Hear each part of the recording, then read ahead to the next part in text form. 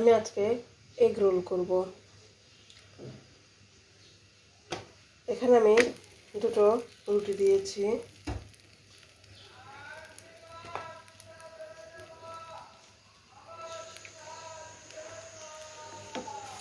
রুটিটা আমরা ওই সাইডটা হালকা ভেজে নেব।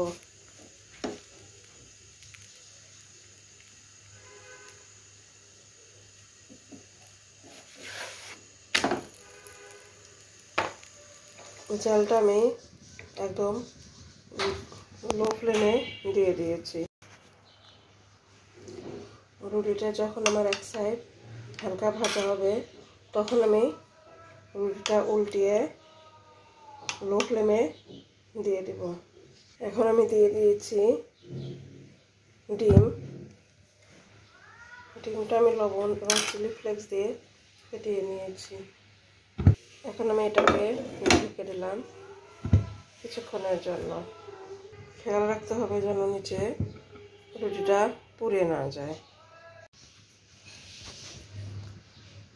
দেখে নিচ্ছি রুটিটার কি অবস্থা।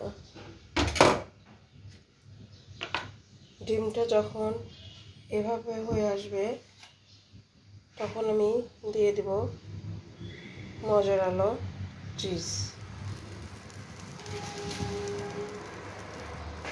দেখতেই পাচ্ছেন মজারালো চিজটা দেওয়া হয়েছে।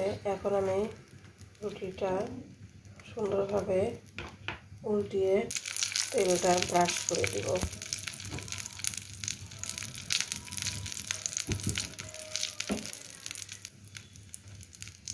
এখানে তেল বেশি প্রয়োজন হয় না। দেখতেই পাচ্ছেন আমার এগ রোলটা প্রায় ভাজা হয়ে গিয়েছে। এখন আমি জলটাকে স্বাভাবিক ফ্লেমে দিয়ে দিয়েছি। এভাবে আমরা সকালে নাস্তা করতে পারি, কিংবা বাচ্চাদের টিফিনে দিলে মন্দ হয় না।